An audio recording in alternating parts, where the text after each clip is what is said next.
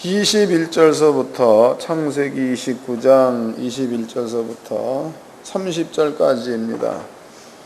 21절로 30절까지 다 같이 한 목소리로 합독을 하도록 하겠습니다. 시작. 야곱이 라반에게 이르되 내 기한이 찼으니 내 아내를 내게 주소서. 내가 그에게 들어가겠나이다. 라반이 그곳 사람들을 다 모아 잔치하고 저녁에 그 딸 레아를 야곱에게 데려가며 야곱이 그에게로 들어가니라. 라반이 또 그 여종 실바를 그 딸 레아에게 시녀로 주었더라. 야곱이 아침에 보니 레아라 라반에게 이르되 외삼촌이 어찌해 내게 이같이 행하셨나이까? 내가 나혜를 위하여 외삼촌께 봉사하지 아니했나이까? 외삼촌이 나를 속이심이 어찌미니까? 라반이 가로되 형보다 아우를 먼저 주는 것이 우리 지방에서 하지 아니하는 바야. 이를 위하여 7일을 채우라. 우리가 그도 내게 주리니 내가 그를 위해 또 7년을 내게 봉사할지니라. 야곱이 그대로 하여 그 7일을 채우매 라반이 딸 라헬도 그에게로 아내로 주었고 라반이 또 그 여종 비라를 그 딸 라헬에게 주어 시녀가 되게 하며 야곱이 또 라헬에게로 들어갔고 그가 레아보다 라헬을 더 사랑하고 다시 7년을 라반에게 봉사하였더라. 아멘. 창세기 29장 21절서부터 30절까지 그 내용은요, 우리가 그 설교를 매우 많이 하는 그런 말씀이기도 합니다. 여러분들이 이 말씀을 잘 좀 이해하셔가지고 그런 맞지 않는 설교는 안 하는 게 좋습니다.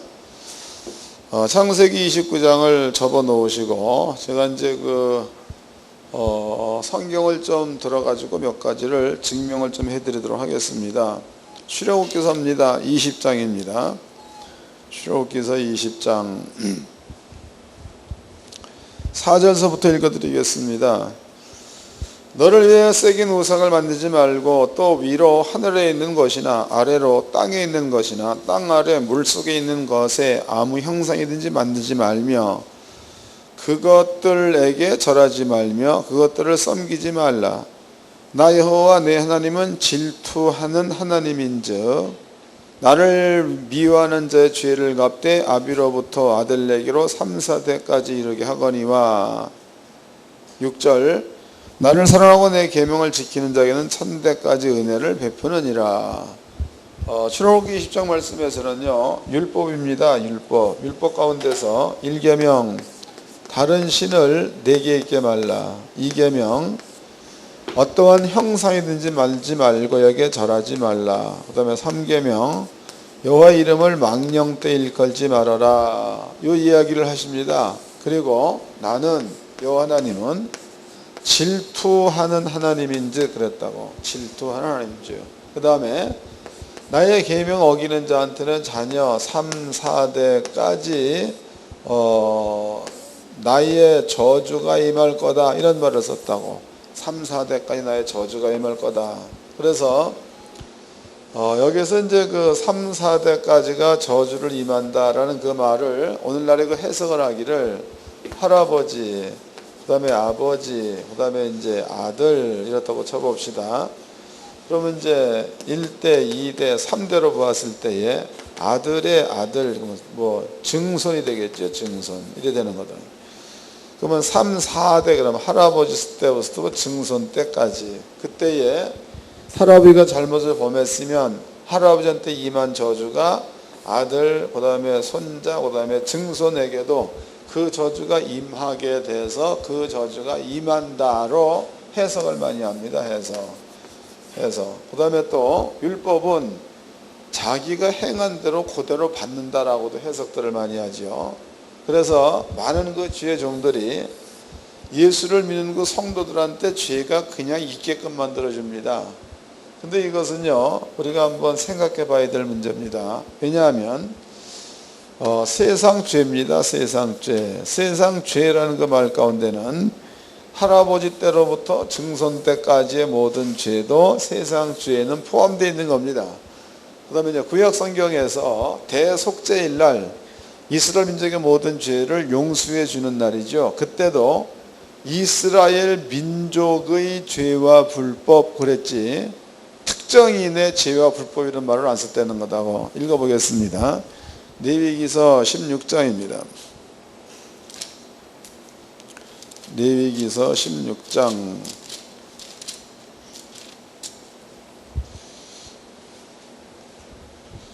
20절서부터 읽겠습니다.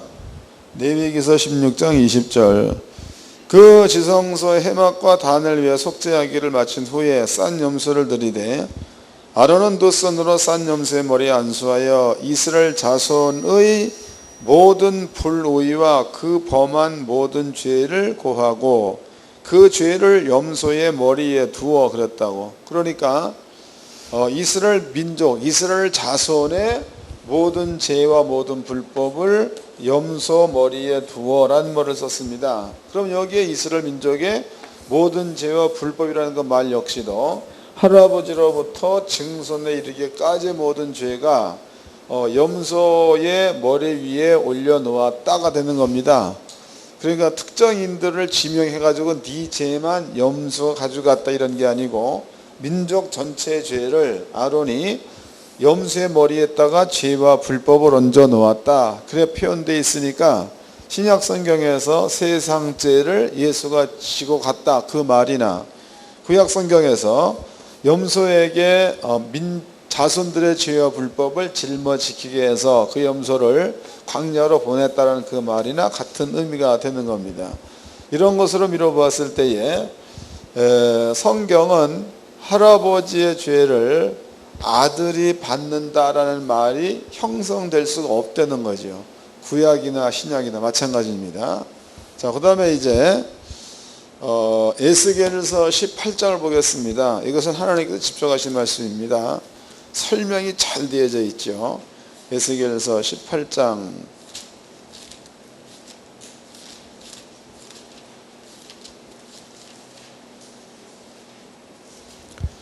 1절서부터 읽겠습니다. 에스겔 18장 1절. 여호와의 말씀이 또 내게 임하여 가라사대 너희가 이스라엘 땅에 대한 속담에 이르기를 아비가 신 포도를 먹었으므로 아들의 이가 시다고 하면 어찌미뇨. 나 주 여호와가 말하노라. 내가 나의 삶을 두고 맹세하노니 너희가 이스라엘 가운데서 다시는 이 속담을 쓰지 못하게 되리라. 모든 영혼이 다 내게 속한지라. 아비의 영혼이 내게 속한 같이 아들의 영혼도 내게 속하였나니 범죄하는 그 영혼은 죽으리라 그랬습니다. 그럼 여기에서 하나님께서 하나님의 삶을 두고 맹세하기를 이런 말을 썼으니까 다음부터 전개되는 말들은 하나님의 삶이 걸린 말들이라고. 이게 다시 읽어드리겠습니다. 3절입니다. 나 주 여호와가 말하노라. 내가 나의 삶을 두고 맹세하노니 그랬지요. 하나님의 삶을 두고 맹세한다는 거예요. 그 다음서부터 기록되어 있는 그 모든 이야기들은 하나님의 그 삶 자체가 걸려 있는 말이 되는 거니까 이 말은 100%를 넘어선 확실한 거다 이 말이죠. 그냥 대충 하는 말이 아니라는 거다고. 5절입니다.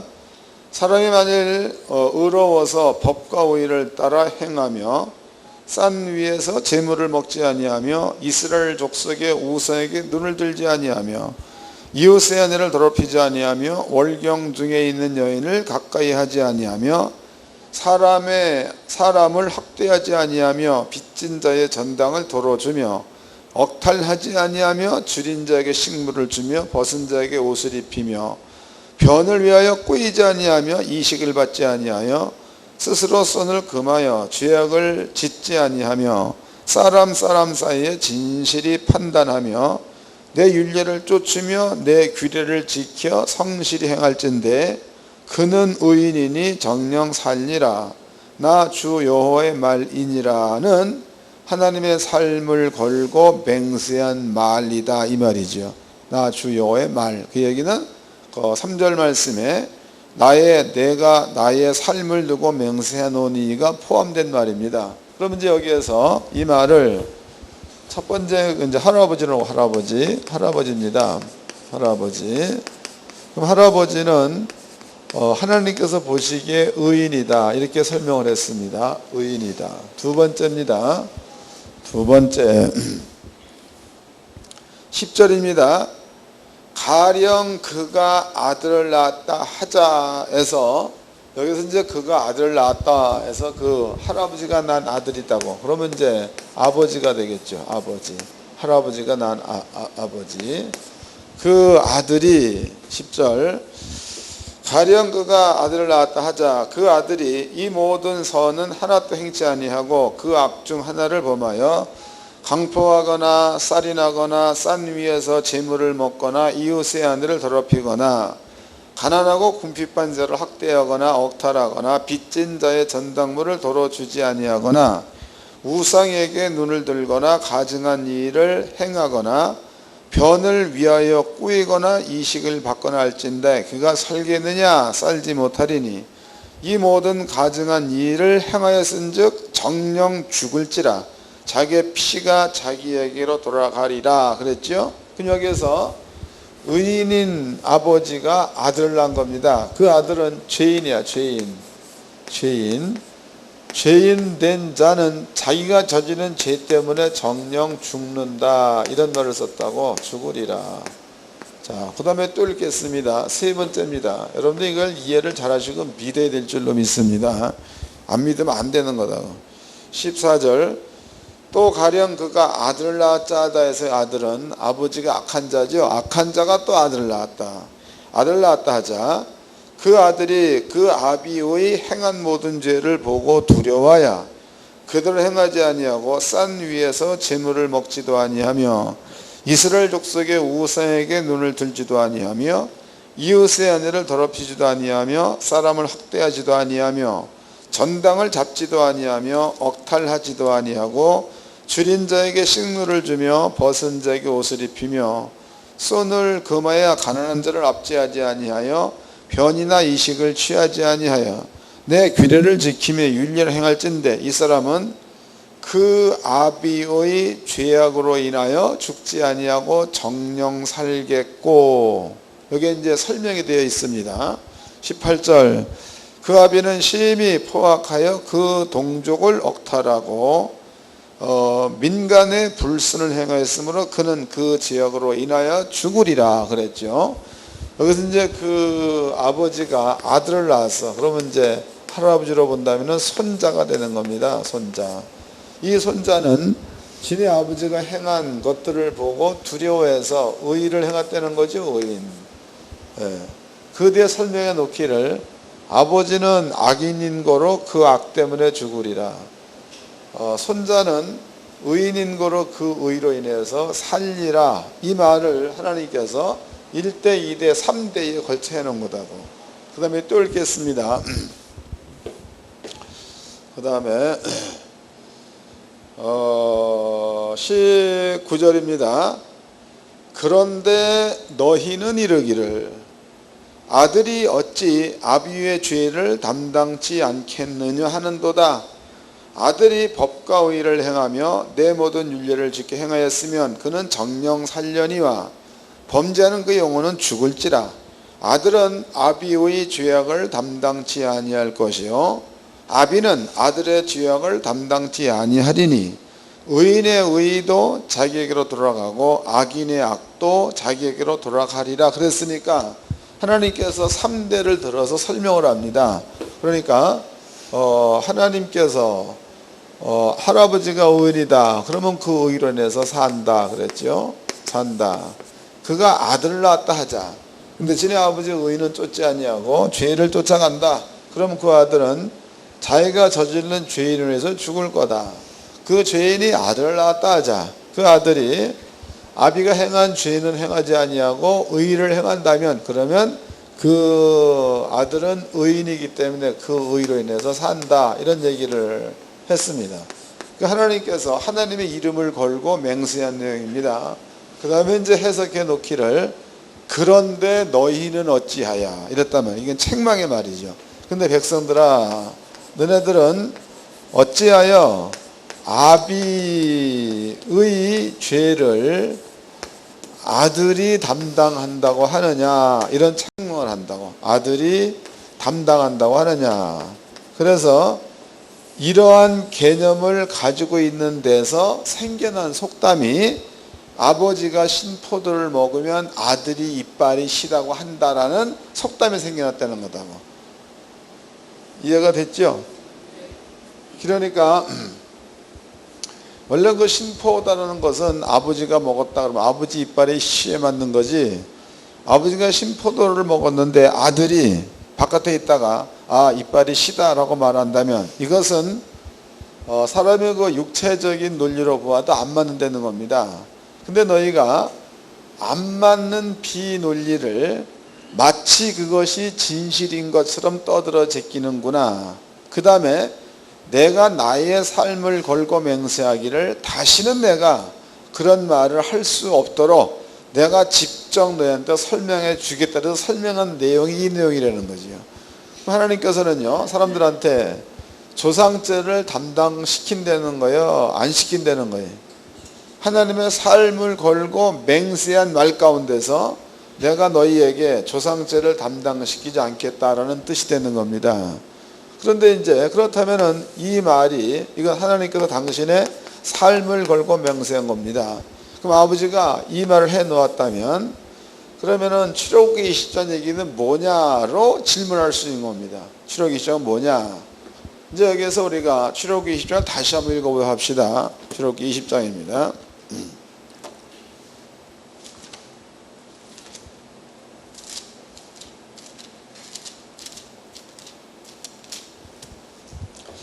자, 5절서부터 읽겠습니다. 20장 5절. 그것들에게 절하지 말며 그것들을 섬기지 말라. 나 여호와 너희 하나님은 질투하는 하나님인즉 나를 미워하는 자의 죄를 갚되 아비로부터 아들내기로 3세대까지 이르게 하거니와 해서, 그럼 이게 정해진 거다고. 하나님을 미워하는 자에게는 죄가 3, 4대까지 이른다라는 얘기가 되겠죠. 그 죄가 3, 4대까지. 요거 기억해 놓으시고, 똑같은 이야기인데 출애굽기 34장에도 이 말이 있습니다. 출애굽기 34장을 보겠습니다.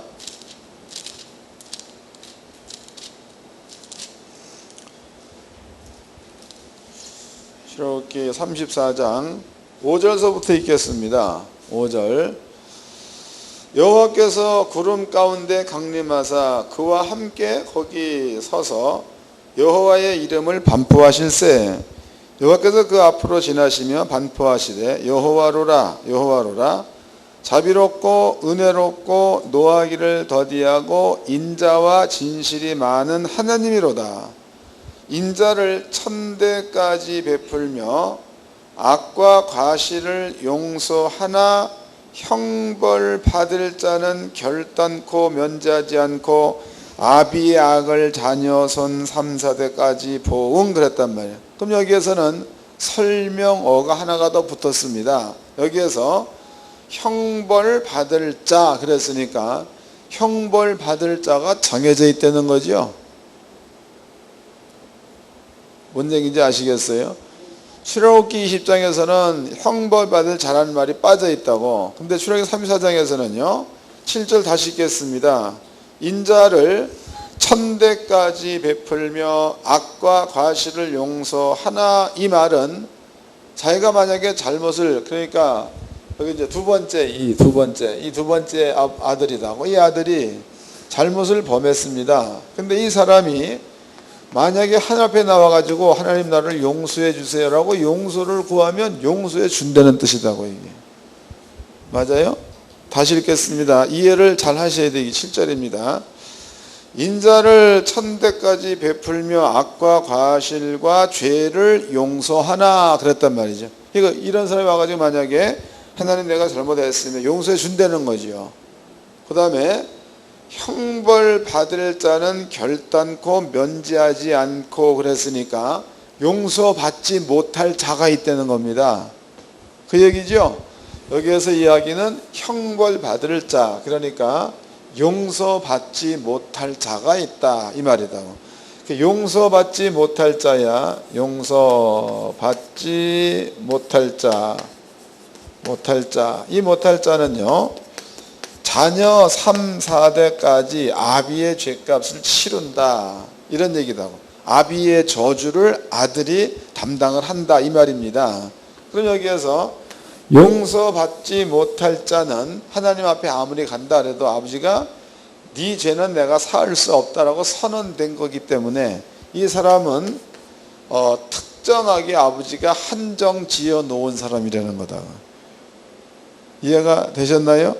그러니까 만약에 이 사람이 깨달아서 잘못을 깨닫고 하나님께 가서 하나님 나라의 죄를 용서해 주세요라고 한다고 해도 이 사람의 죄는 용서가 안 된다는 얘기가 되겠죠? 안 되는 겁니다. 근데 만약에 이 사람이 죄악 가운데 있다가 잘못을 깨닫고 하나님이 용서해 주라고 얘기한다면 아버지가 용서해 준다는 뜻이 되는 겁니다.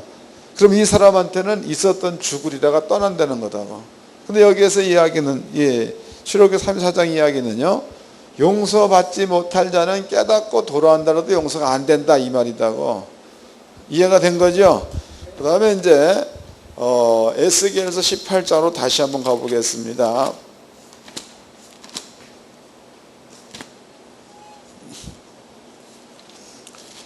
에스겔서 18장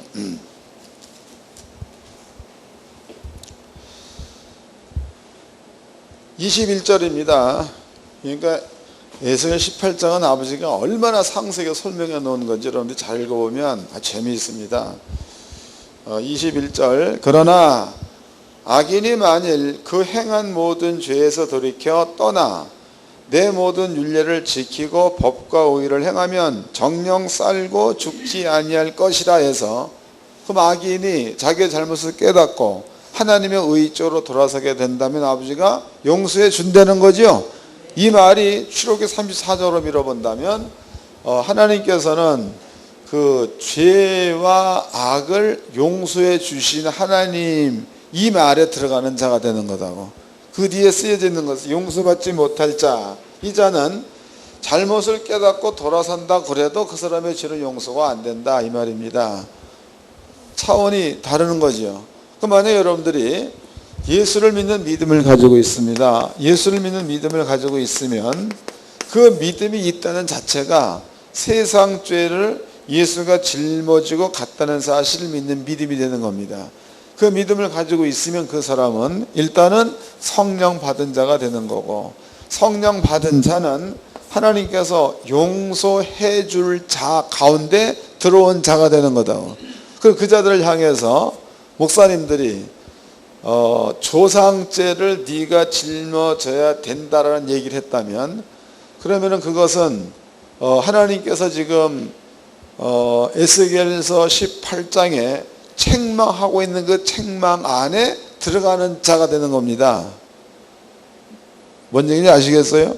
예, 그런 뜻이 되는 거다고. 근데 지금 많은 사람들이요, 성령 받은 즉 하나님을 아버지라 부르는 자들 향해서 너는 조상죄 때문에 네가 현재 잘못되고 있다라는 얘기를 지금 아무런 그 죄의식 없이 그 말을 뱉어낸단 말이지. 성경대로라면 이렇게 떠드는 사람, 이 말을 성도들의 마음 가운데 믿음으로 심어주는 사람, 이런 사람들을 하나님께서 싫어한다는 겁니다.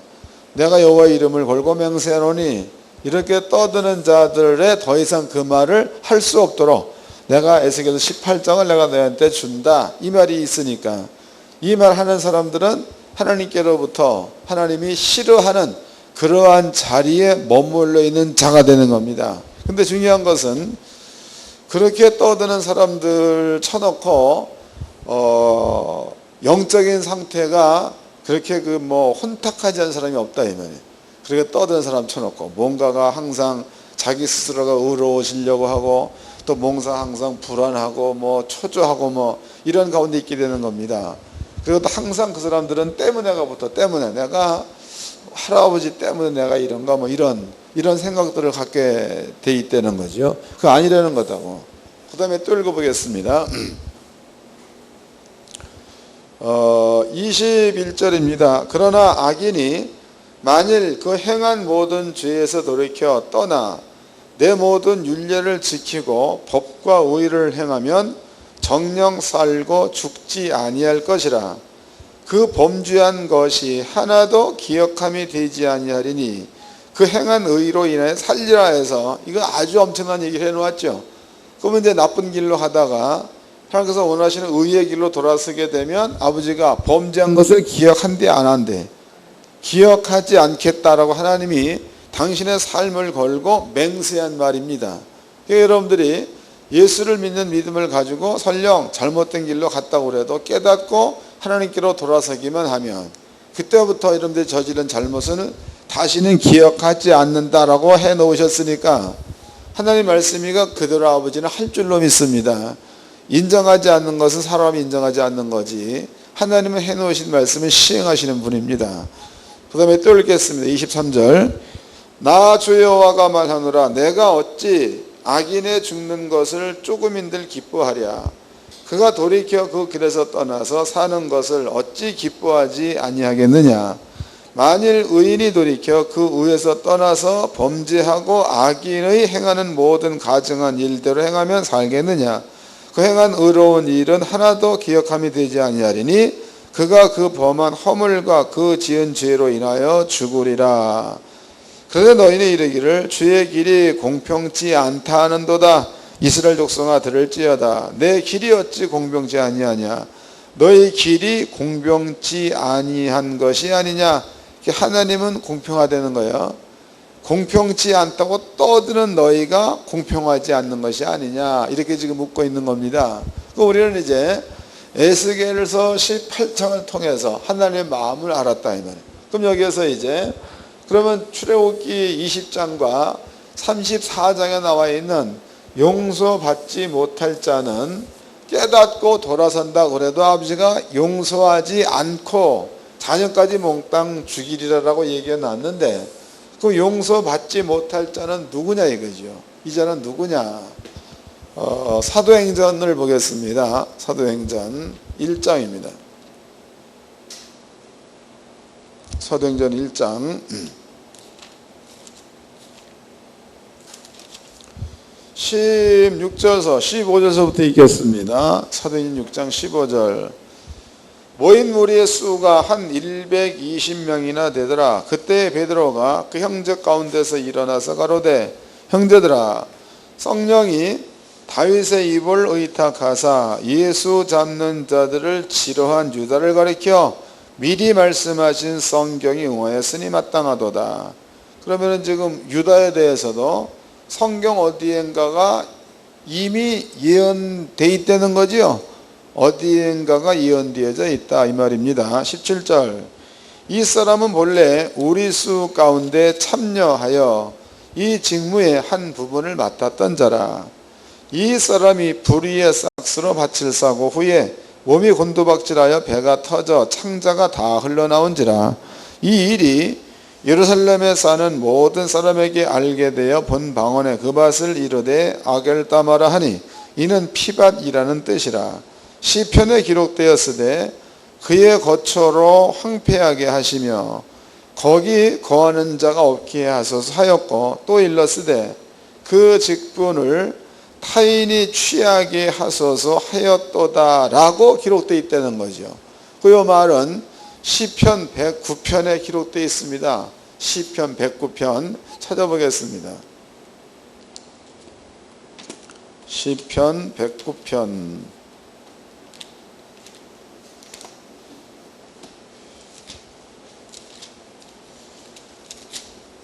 7절서부터 읽겠습니다. 109편 7절 저가 판단을 받을 때에 죄를 지고 나오게 하시며 그 기도가 죄로 변케 하시며 그 연수를 단축케 하시며 그 직분을 타인이 취하게 하시며 자 아까 이제 이 말씀을 사도 베드로가 인용을 해서 유다에 관한 이야기를 했습니다.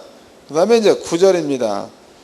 그 자녀는 고아가 되고 그 아내는 과부가 되며 그 자녀가 유리 구걸하며 황폐한 집을 떠나 빌어먹게 하소서 고리대금하는 자로 저의 소유를 다 취하게 하시며 저의 수고한 것을 외인이 탈취하게 하시며 저에게 은혜를 계속할 자가 없게 하시며 그 고아를 연륜할 자도 없게 하시며 그 후사가 끊어지게 하시며 후대 저의 이름이 도말되게 하소서 그랬으니까 3, 4대 되면 그 집안이 없어진다는 이야기죠.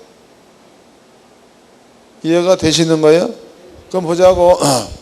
그러면 이제 누굽니까? 사도 베드로가 얘기해 놓기를 너네들이 그 예수를 잡아준 유다에 대해서 이미 성경에 예언되어 있지 않았느냐?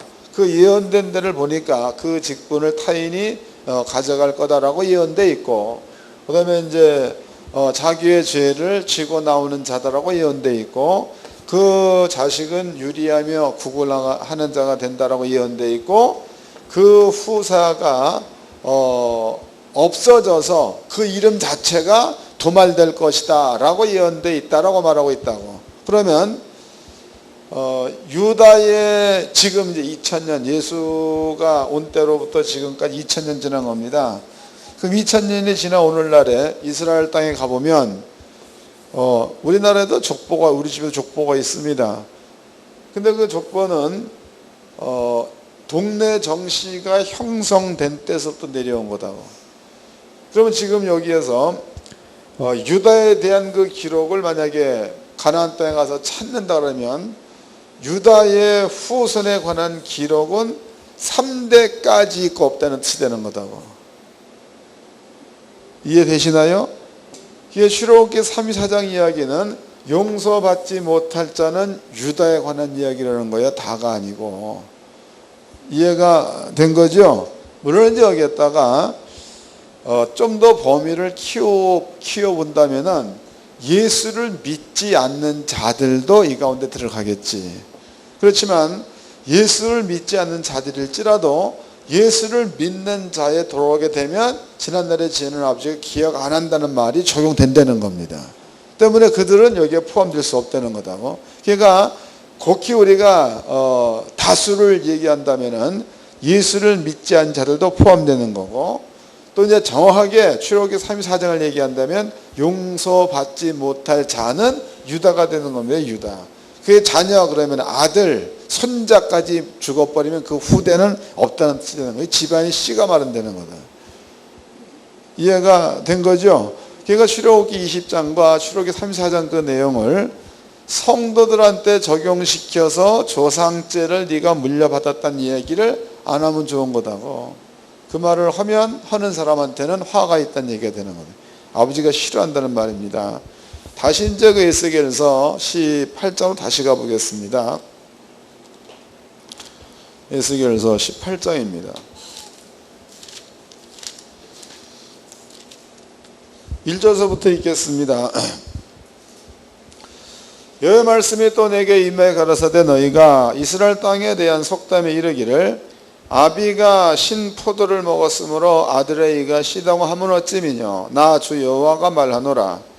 내가 나의 삶을 두고 맹세하노니 너희가 이스라엘 가운데서 다시는 이 속담을 쓰지 못하게 되리라. 이런 얘기를 했으니까 지금부터 하나님이 하신 말씀을 잘 이해하게 되면 그 다음부터는 이 말을 쓴다는 거예요, 안 쓴다는 거예요? 네? 대답들을 여기를 봅시다. 이해가 안 되는 성경 읽어봤자 그렇고 여기를 보자고. 지금 하나님께서 하시는 말씀이 아비가 신 포도를 먹었을 때에 너희가 이가 시다고 하면 어찌미냐. 내가 이 속담을 너희 가운데서 다시는 쓰지 못하겠다. 이 말씀을 해 놓으시고 이 설명을 한 겁니다. 그 여러분들이 요 설명된 이야기가 깨달아지면 아비가 죄를 범하였으면 아들이 그 죄를 담당한다는 말을 쓸 수 없게끔 되어야 깨달았다는 거다. 감이 잡혔죠? 읽어보겠습니다. 18장 3절입니다. 아니 2절. 너희가 이스라엘 땅에 대한 속담에 이르기를 아비가 신 포도를 먹었으므로 아들의 이가 시다고 하면 어찌미뇨. 나 주 여호와가 말하노라. 내가 나의 삶을 두고 맹세하노니 너희가 이스라엘 가운데서 다시는 이 속담을 쓰지 못하게 되리라. 그 다음부터 이제 4절서부터 쓰지 않게끔 하기 위해서 아버지가 설명하고 있는 내용들이 18장 전체가 기록되어 있는 거니까. 그러면 18장을 깨닫게 되면 조상째가 네가 뒤집어 쓴다 이런 말을 저절로 할 수 없는 자가 된다는 뜻이죠. 이게 그 뜻입니다. 그러니까 모르면 말할 수 있다는 거다고, 모르면. 그런데 성경 말씀을 알게 되면 그 속담을 쓰지 않게 될 거다가 하나님의 뜻이 되는 거니까. 만약에 여러분들이 이 말씀을 깨닫고 이 말씀을 다시 가가지고 옛날에 있었던 말한 그대로 조상죄를 너네들이 짊어져야 된다는 말을 한다면은 여러분들은 하나님 말씀을 깨닫는 자가 되는 겁니까? 못 깨달은 자가 되는 겁니까? 이해가 되시나요? 전혀 이 말씀을 못 들은 자가 되는 겁니다. 때문에 여러분들은요, 주님께서 말씀하시기를 하나님이 설명해 놓으신 이 내용이 마음 가운데 이해가 되어졌다. 그러면 자기가 하는 그 말에 대해서 부끄럽게 여긴다는 거죠. 그러므로 부끄럽게 여겨 되어지면 그 다음서부터는 두 번 다시 이 말을 쓰지 않는 자리에 머물러 있게 된다는 게 아버지의 뜻이다고. 근데 만약에 여러분들이 아버지의 말을 듣고도 이 말을 무시해버리고 여러분들이 그 조상죄를 후손이 담당해야 된다라는 것을 여러분들이 계속 사용한다면 자기의 욕심을 충족시키기 위해서 진리를 거부하는 자가 되는 거니까 그 사람은 하나님의 종으로서의 자격이 박탈된 자와 같다는 뜻이 되는 겁니다. 그러니까 깨달았으면 쓰지 말기를 바랍니다. 여기가 아무리 조상죄를 네가 뒤집어 써서 이러이러한 일이 발생되어진다. 그러므로 나에 대한 이득을 취하기 위해서 그렇기 때문에 하나님께 감사헌금을 드리게 되면 뭐 어떻게 된다. 뭐 이런 얘기를 한다면 그 사람은 하나님 말씀을 숨기고 자기의 생각을 고집스럽게 드러내는 자가 되는 거니까 그 사람은 하나님께로부터 저주받는 자리에 있게 된다는 거다. 감이 잡히셨죠? 자, 여러분들 앞에 출애굽기 20장과 출애굽기 34장을 설명해 드렸습니다. 우리는 대략적으로 이제 이렇게 성경을 통해서 그 말의 의미가 뭔지를 알았습니다. 이제 오늘 우리가 읽어본 그 본문의 내용은요, 야곱에 대한 이야기입니다. 야곱이라는 자가 첫째는 자기 형을 속였습니다. 형. 두 번째는 자기 아비를 속였다고. 아비. 형을 속인 것은요, 물론 이거는 뭐 속였다라고는 보다도 형 팥죽 한 그릇 줄 테니까 장자 명분을 파소서, 이건 거래가 되겠죠. 진의 아비는 속인 것만큼은 사실이라고. 자기 형의 모습을 갖다 이렇게 털을 발라가지고 아버지를 속였으니까. 야곱이라는 사람은요, 자기네 집에서 형한테 속여서 장자권을 빼앗았습니다. 또 아버지를 속여서 장사권에 따르는 축복의 말이죠. 이 말을 받아가지고 나온 사람이 야곱입니다. 야곱. 때문에 그 야곱이라는 사람은 형과 아비를 속여서 장자권과 장자권에 따르는 축복의 말을 가져온 자가 야곱이다 이 말이에요. 그 야곱이 외삼촌 집에 갔습니다. 외삼촌 집에 갔는데 외삼촌이 야곱과 얘기하기를 내가 너한테 일을 시키는데 공짜로 시킬 수는 없지 않느냐. 네가 앞으로 나한테 7년 동안 일을 하게 되면 내가 내 딸을 너한테 주겠다 해서 그 딸은 둘째 딸 라헬입니다. 나헬. 그 야곱이 나헬을 사랑함으로 부지런히 7년 동안 일을 했습니다. 7년이 끝났다고 야곱이 요구를 합니다. 삼촌, 당신을 라헬을 위해서 내가 7년을 봉사했습니다. 그러므로 나헬을 나에게 주소서 그랬습니다. 그런데 자기의 삼촌 라반이라는 사람이 야곱에게 줬다고 딸을. 그런데 야곱이 외삼촌의 딸과 동침을 하고 나서 아침에 일어나서 보았더니 나헬이 아니라 레아입니다. 레아. 그 야곱이 얘기를 하죠. 외삼촌 왜 나한테 이렇게 속였습니까? 라고 얘기했다고. 그랬더니 라반의 대답이 우리나라의 규례입니다. 규례는 언니야. 언니보다도 동생이 먼저 시집가는 규례가 없다는 거죠. 그러므로 앞으로 7일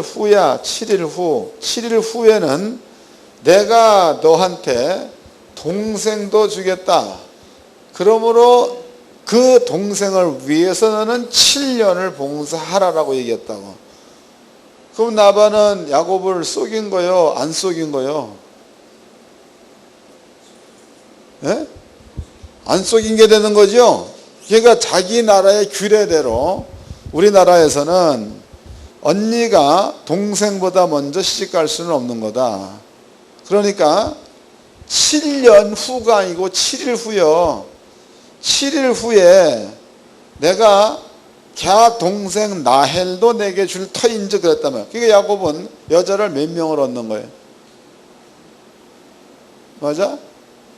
다시 한번 생각해 보자고. 그러면은 라반의 입장입니다. 라반의 입장에서는요, 다른 사람한테 레아를 시집 보냈다고 나헬을 시집 보낸다 해도 이 사람은 야곱한테 7년을 요구했다면, 다른 사람을 사위로 맞아들인다면 그 사위 역시도 7년에 해당하는 값을 가지고 와야 딸을 줄 수 있다는 거죠. 그날의 문화가 그렇다는 거다고. 그런데 여기에서 라반이라는 사람은요, 레아를 줬습니다. 그리고 7일 있다가 라헬을 줬다고. 라헬.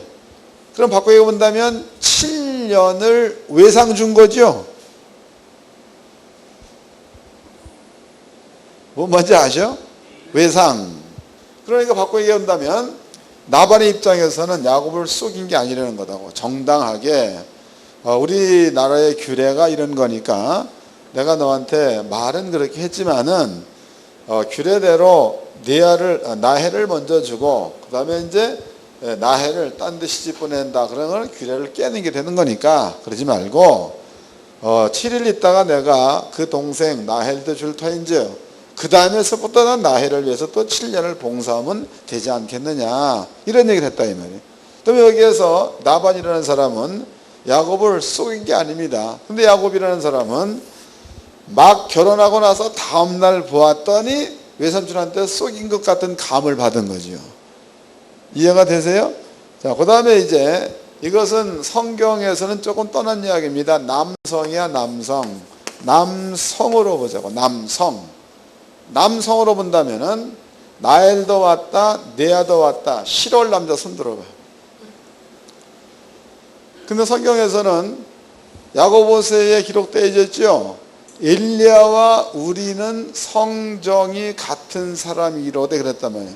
그 성정이 같다는 그 말은요, 생각과 그 다음에 행하는 행동이 엘리야나 우리와 다를 바가 없다 이런 말입니다.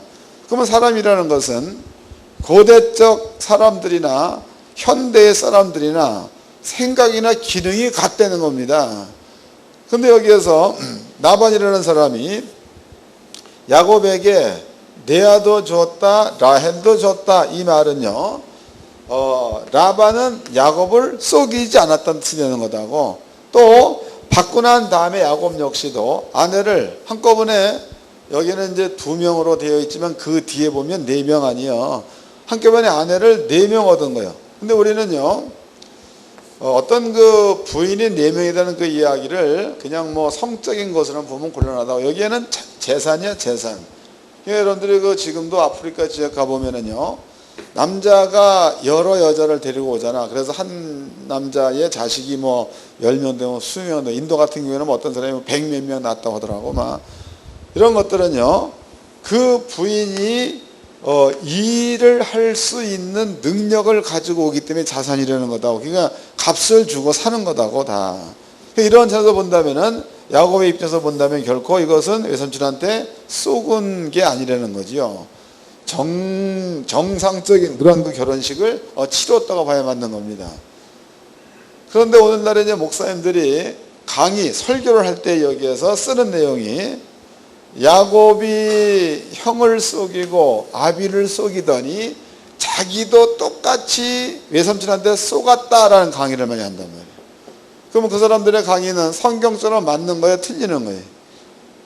틀리는 정도가 아니라 하나님이 얘기해 놓으신 저주의 자리에 사는 말과 같다는 거지.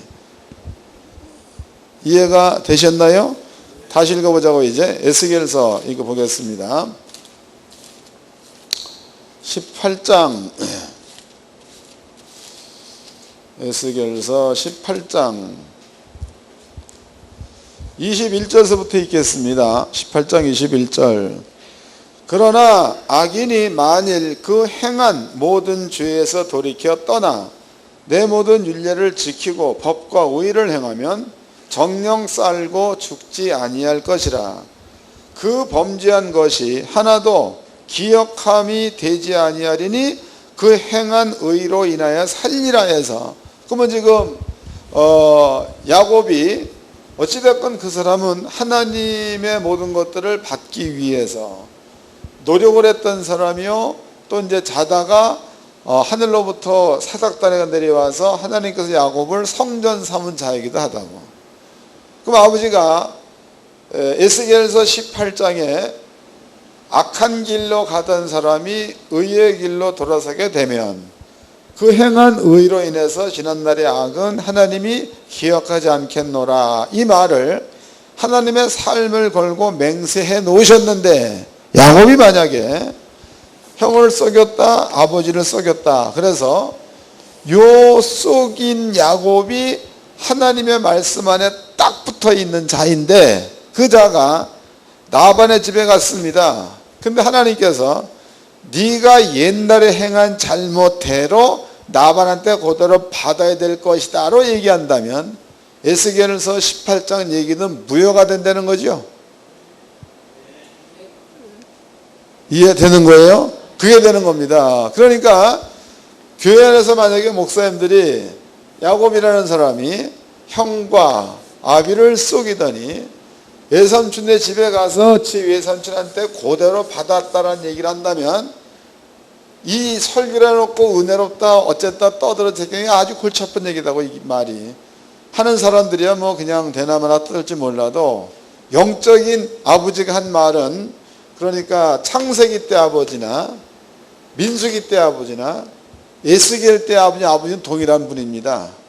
그럼 그 양반이 에스겔 때 이 말 해놓고 또 창세기 때 해놓은 말과 그 말이 다른다면 영생 혹은 영전 전능자가 될 수 없다는 거죠. 그 말은 아담 때나 에스겔 때나 동일해야 될 줄로 믿습니다. 그래야지만이 산자의 하나님이 되는 겁니다. 근데 우리는요, 보면은 이런 설교를 많이 하잖아. 야곱이라는 사람이 형을 속였다, 야곱이 아비를 속였다. 그리고 얼마 있다가 외삼촌 집에 가가지고 외삼촌한테 그대로 속임을 받았다. 그래서 지가 행한 대로 받게끔 되어 있는 것, 이런 얘기를 많이 한다고. 이런 말들은 성경적으로 미뤄봤을 적에는 안 맞는 말이 되는 겁니다. 또 실제로 창세기 29장을 자세히 읽어보면 나반은 야곱을 안 속인 겁니다. 속인 게 아니에요. 그 나라의 귤에 따라서 행한 거지 속인 게 아니라는 거죠. 그리고 속이지 않았다는 그 얘기가 7일 후에 내가 나헬도 내게 주겠노라, 이게 속이지 않았다는 것에 대한 증표이기도 하다고. 읽어보겠습니다. 창세기 29장입니다.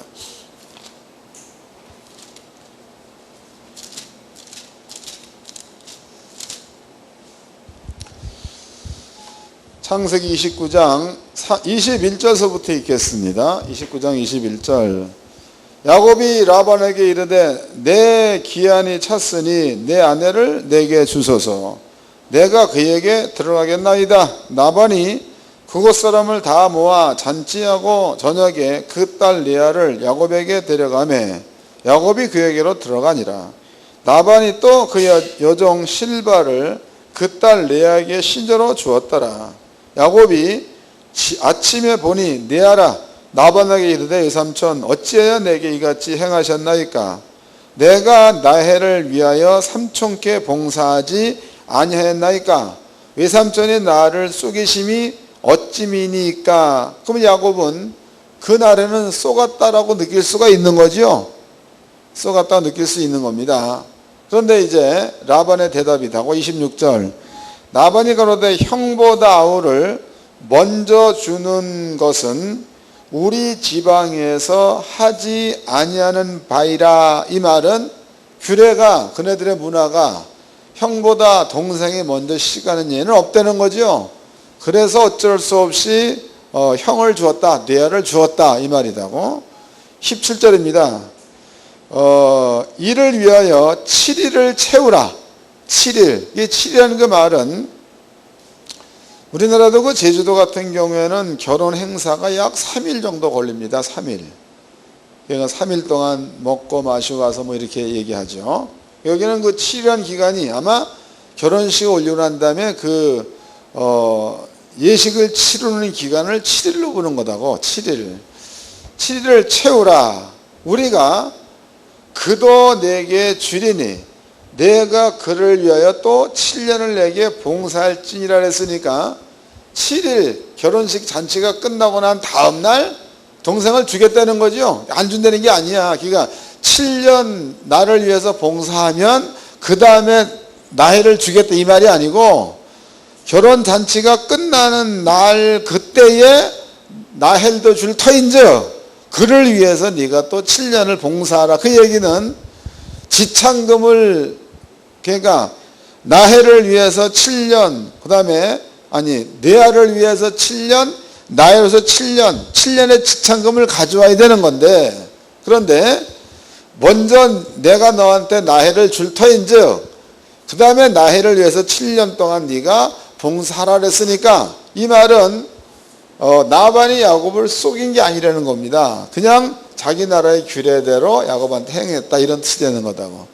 우리가 성경을 자세히 읽어보면 여기에 답이 나와 있는데요. 내 생각이 앞서가 버리면은 이런 얘기를 할 수 있다는 거다. 목사님들은요, 여기서 내가 떠드는 말을 전부 다 옳다. 그래도 성경 읽어보아가지고 그 말이 틀리면은 성경대로 가시기를 바랍니다. 그게 맞는 거예요. 그리고 될 수 있으면 성경을 자세히 보는 게 좋다고. 그냥 막 듬성듬성 보지 마시고 어떤 양반들은 그런 얘기하죠. 성경을 백독했다, 천독했다 이런 얘기 한다고. 절대 그러지 마세요. 그리고 백독했더라도 말을 내지 말아. 그냥 혼자만 알고 말라고. 그리고 성경을 읽을 적에 일독을 하더라도 자세히 봐가지고 성경에서 하고자 하는 그 말을 해야 그게 성경 읽은 게 되는 거지.